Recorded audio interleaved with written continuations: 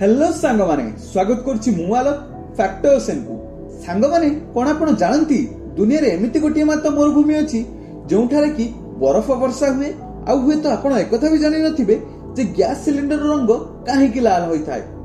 ताले एई भली किछि अजଣା फैक्ट देखिया पई एई वीडियोटी को पूरा देखंतु। फैक्ट नंबर 10 सांग माने मरुभूमि रो ना सुनिले आपनकु लागे खाली सुखिला बाली जोंठारे कि ना आपनकु पानी देखिया पई मिले ना गछलता। मरुभूमि रे वर्षा हेबा तो स्वप्न भली लागे किंतु दुनिया रे एमिति एक मरुभूमि हेउछि सहारा मरुभूमि जोठारे कि बरफपात होई थाए।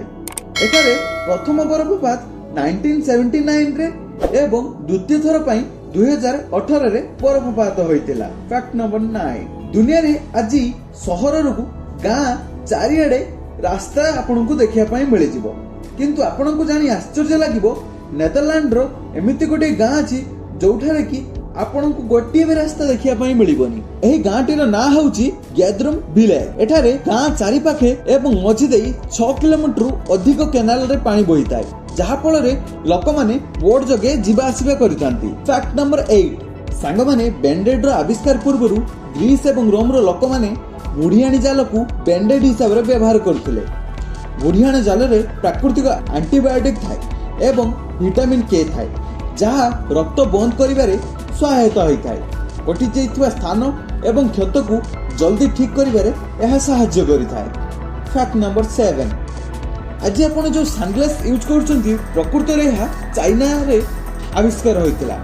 एहा कोन पई आविष्कार होइतिला आपण को जानि आश्चर्य लागिबो। चाइना रो कोर्ट रे जज मानन पई एहा तयारी कर जाइतिला। 12th सेंचुरी रे चाइना रो जजेस मानन पई एहा तयारी करिवार मुख्य कारण हेउची जजेस माने तांकर फेशियल एक्सप्रेशन को कोर्ट रे सुनानी समय रे लुचेई परिबे बोली।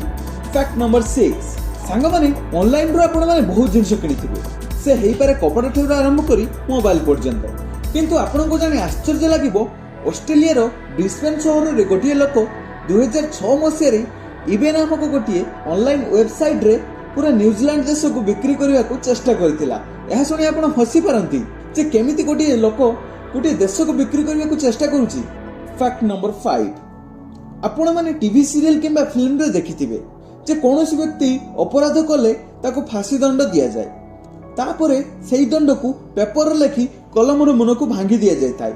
आपण भाबुथिबे एहा काहे के होइताय एबोले करिबा कारण कोन कथाटी हेउची एहा गोटिए प्रतिकारात्मक काम होइताय। एहा करिवार कारण हेउची जदि एही कलम रे कार मृत्यु लेखा होइची सेही कलमटी को आउ केबे भी एभले कार्य पई उपयोग न करा जाई पारु। फैक्ट नंबर 4 भारत रे आमे माने होली पाळी थाउ किंतु दक्षिण कोरिया रे एही भली गोटिए पर्व मध्ये पालन करा जाई थाए जाहाकू मड फेस्टिवल बोली कुआ जाय। मड फेस्टिवल बहुत धूमधाम रे सेटले पालन करा जाई थाए। यंगस्टर माननकू एही पर्वटी बहुत भलो लागे कारण सेठारे सेमाने निज निजर मनर कथा सेमानकर गर्लफ्रेंड को कहितांती। लोक माननकू उठे कादुआ रे फिंगेबा एवं परस्पर ऊपर कादुआ फिंगेबा एही पर्वर मुख्य कारण होइताय। जदि आपनकू भी एही भली कादुआ रे भिजिबार अछि ताहाले आपण दक्षिण कोरिया जाई पारंती। फैक्ट नंबर 3 आपनक घरे तो गैस सिलिंडर निहाती थिबो केबे आपनक मन रे एकथा आछि जे गैस सिलिंडर रंग काहे के लाल होइताय। ए हळदिया भी होई परथांता कळा भी होई परथांता सबुज भी होई परथांता।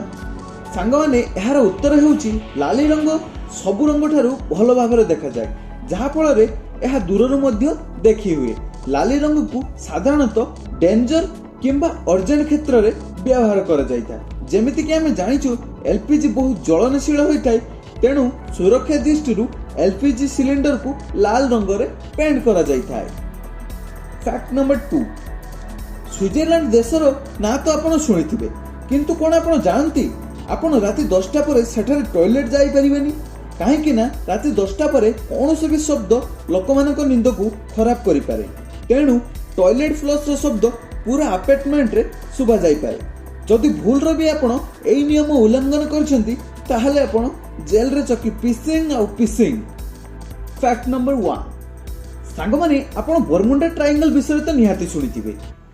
बहुत वैज्ञानिक माने कहंती बरमुंडा ट्रायंगल रो रहस्य ऊपर परदा उठी सारिची काहे कि ना सैटेलाइट इमेज रु अध्ययन रु जणा पड़िची जे बरमुंडा ट्रायंगल रे अचानक बहुत खराब झड़ आसी थाए जहा फल रे सेठारे साइक्लोन भली परिस्थिति सृष्टि होई जाई थाए ଝଡ଼ରେ ପବନର ବେଗ 200 ରୁ 250 କିଲୋମିଟର ପର୍ଯ୍ୟନ୍ତ ହୋଇଯାଇଥାଏ।